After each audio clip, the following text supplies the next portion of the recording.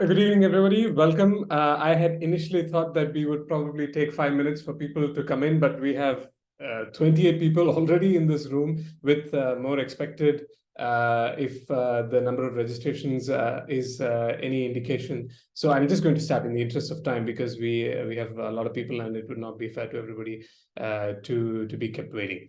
So without further ado, let me introduce well, first of all, welcome to this monthly seminar series, which is hosted by the Hague Program on International Cybersecurity. I think almost without exception, the monthly seminar discussions have been held online, where authors present their recently published, and again, without exception, it's almost always been on the recently published books or edited volumes, as we have today. And these seminars are conducted via Zoom. So if you would like to catch up on the previous seminar discussions that we've had under the banner of the Hague Program, please do visit our YouTube channels,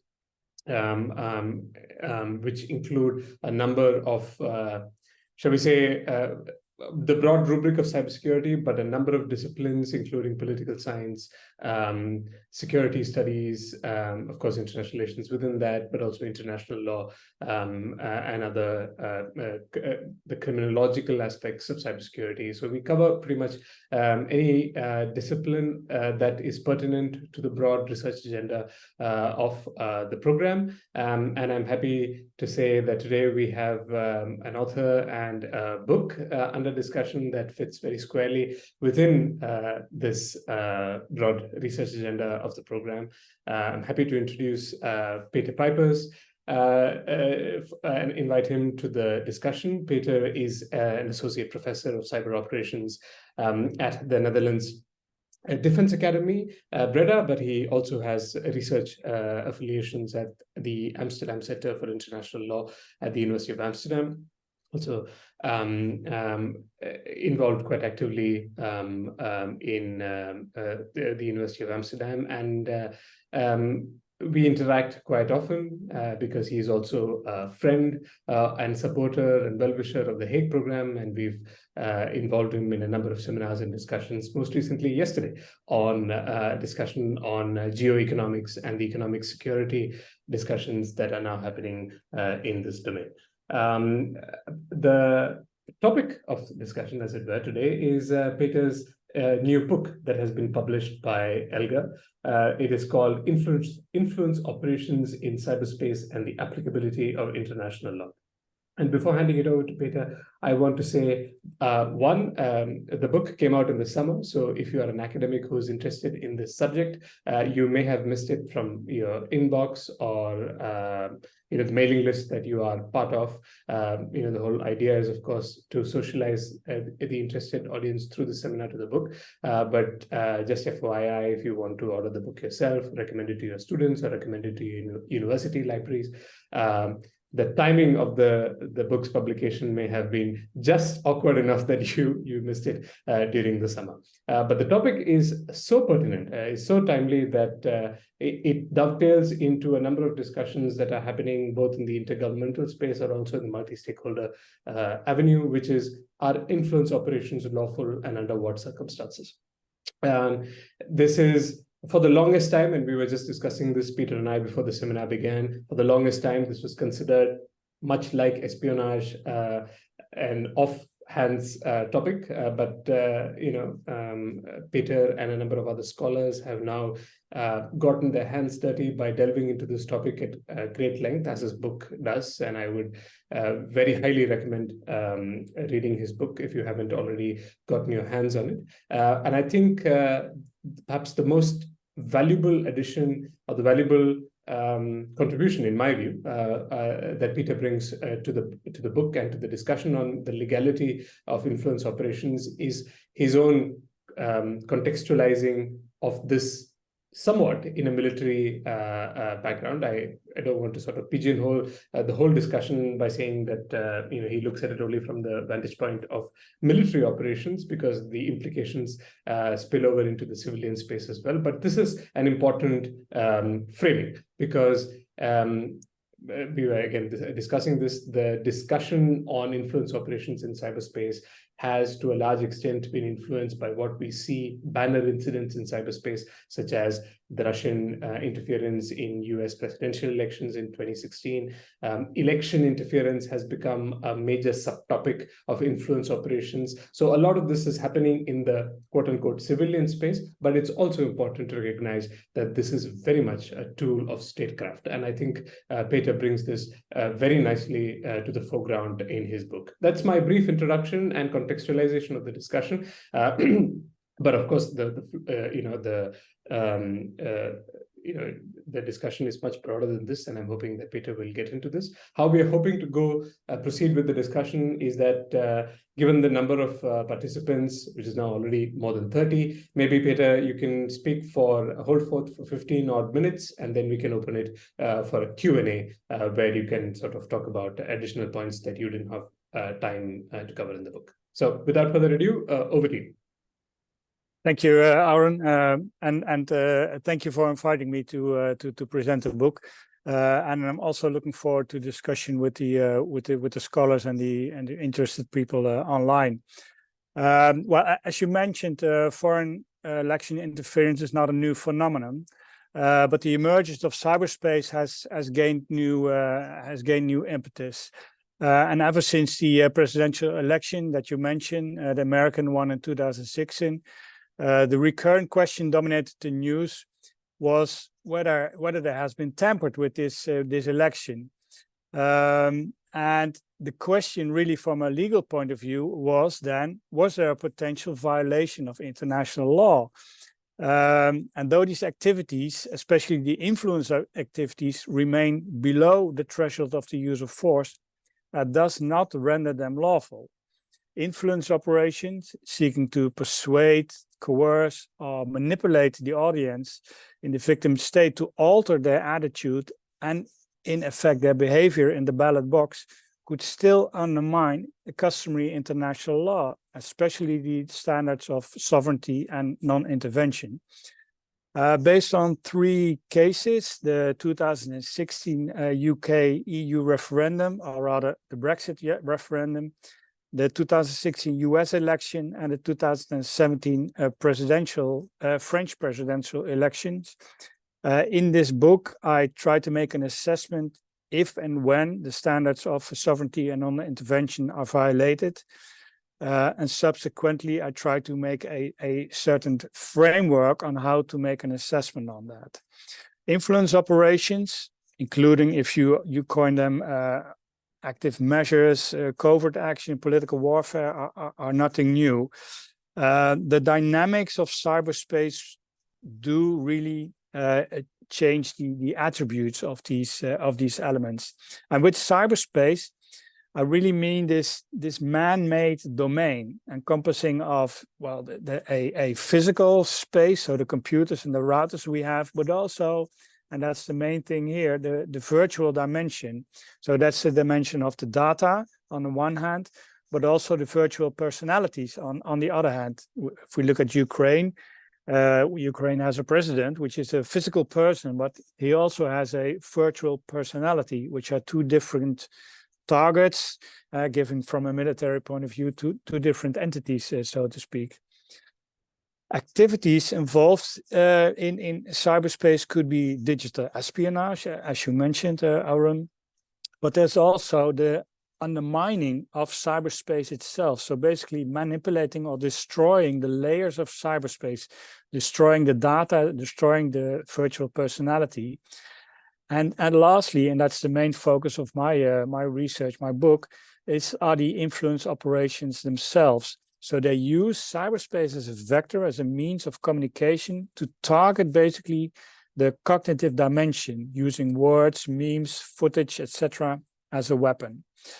The main characteristic of influence operations are therefore the absence of the threat of the use of force, the focus on the cognitive dimension, and the objective to change the behavior of the other actor directly or indirectly via a change in attitude. Influence operations will therefore use persuasive, coercive, or manipulative mechanisms to influence. And I mean the persuasive, that's fine. We all can understand what that means. The coercive one is, well, that's of course unwanted and even illegal. But the main topic here is the manipulative one.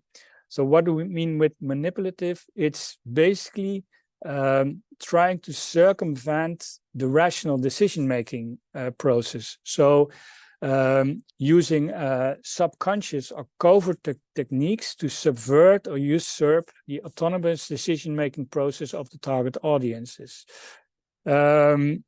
Manipulative influence operations make use of heuristics or biases in our consciousness to lure the audience away from rationality. The means, the techniques to do so can be words we use quite often: disinformation, trolling, leaking of data, etc., etc. But now let's plunge into the more legal stuff of it. In general, international law, of course, applies to cyberspace. That's what we've heard, that what we read. That's also been said in all kind of UN fora. But unfortunately, there's still quite some room for interpretation, because the question how international law applies to cyberspace is still a question of legal discourse.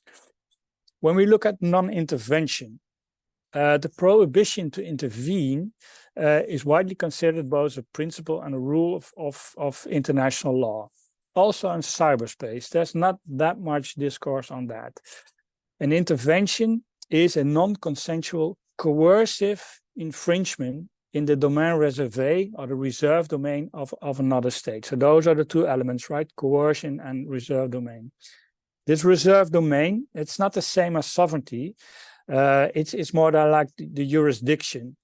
So it's basically a relative question, because it means that these are the activities which are left to the state. It's left to the state by international law. So if you have a human rights treaty, that is no longer within your own reserve domain, because it's settled in an international treaty. The compelling element, of course, is the coercion, which means the deliberate undermining of the ability and the will of the targeted state to make an autonomous decision. So that is the element, the real element of coercion, what makes an intervention an intervention. The prohibition of intervention is a legal obligation of international law, as I said, which also is rather undisputed in cyberspace.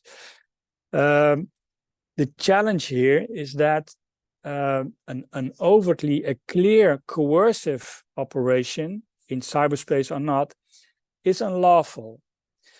But as I mentioned, there are three forms of influencing: persuasive, which is fine. We do that every day. That's rather normal. Coercive is illegal. But how about the manipulative one? The one that uses subconscious techniques, that uses biases, that uses heuristics.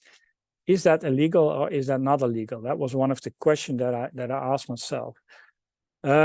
Let's go to sovereignty then. I think sovereignty is best described in the 1928 Island of Palmas award. Sovereignty in the relation between states signifies independence. Independence in regard to a portion of the globe is the right to exercise therein, to the exclusion of another state, the functions of the state. So there's the functions of the state, which is a real important element in sovereignty. Sovereignty has two aspects here. On the one hand, territorial integrity and political independence. Territorial integrity is related to the territory of the state, the territorial sea and the airspace above it. Though sovereignty is a legal rule in all domains, the challenge here is how to apply it and how to apply it to that virtual dimension of cyberspace. That's the difficult one. I mean, a computer is always somewhere, it's always on someone's territory, but where's the data? Where's the virtual personality? That's the relevant part here. The most prominent scholarly work qualifying the impact on sovereignty by a remote cyber attack, remote influence operations, is by, of course, the Tallinn Manual, especially the second iteration of the Tallinn Manual. They have 3 criteria related to physical damage, functional damage, and infringements falling below functional damage, so a temporary loss of functionality.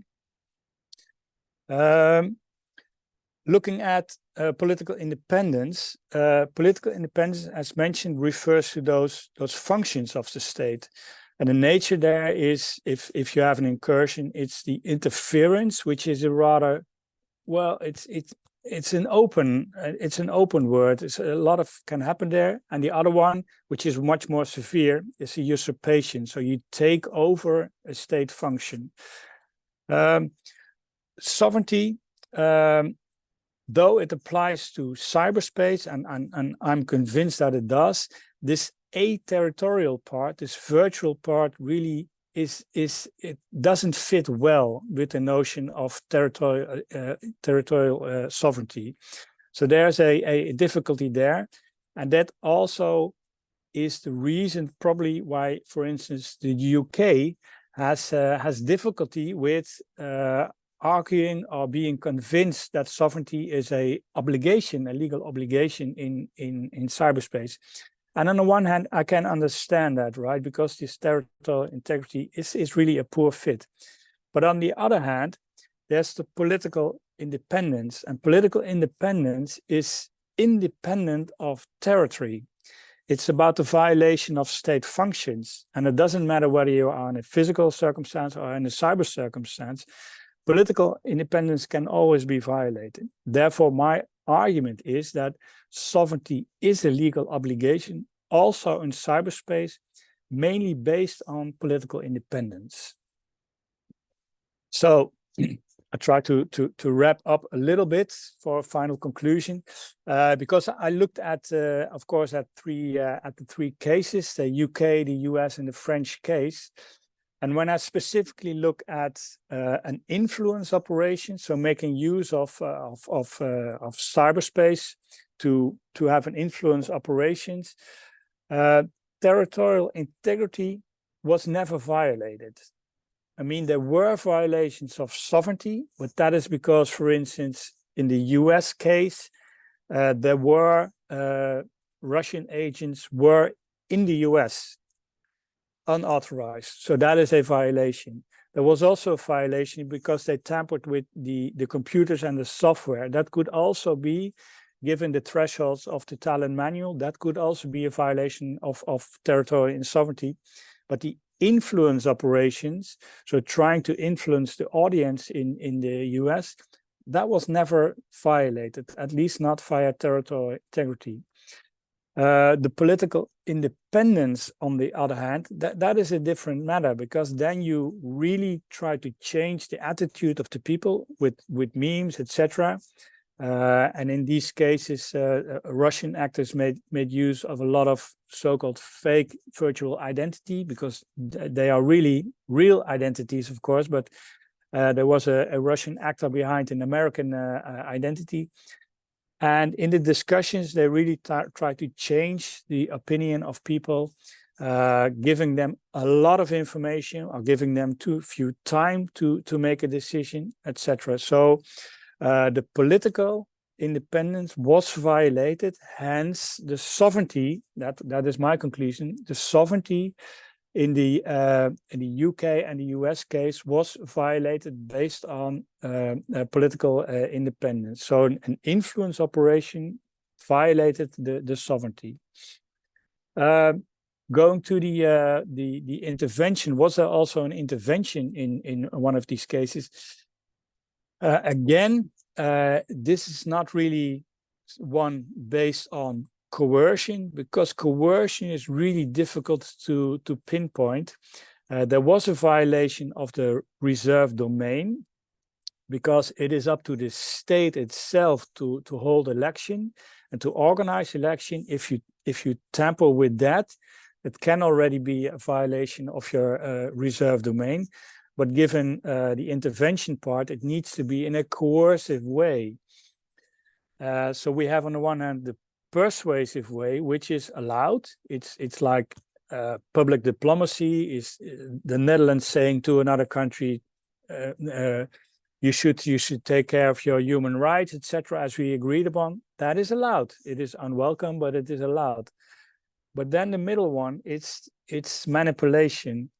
And in my view, the activities of Russian actors were so severe, so persistent, that at the end of the day, the manipulative influence operation could be seen similar to a coercive one. And therefore, in my opinion, the prohibition of intervention was violated in the US and the US case during these elections and the referendum. Maybe a few reflections at the end. These are influence operations in elections, as you mentioned earlier, but it's also influence operation that you can use in a more military manner, or in a more security realm manner. And these are also influence operations that we see in Ukraine at the moment, that we see in Gaza at the moment.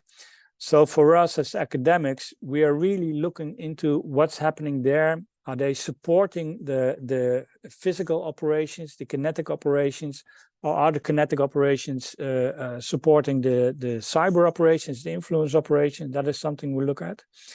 A concern for me is that because of this ambiguity, all these elements that are mentioned, does territorial integrity really apply in cyberspace?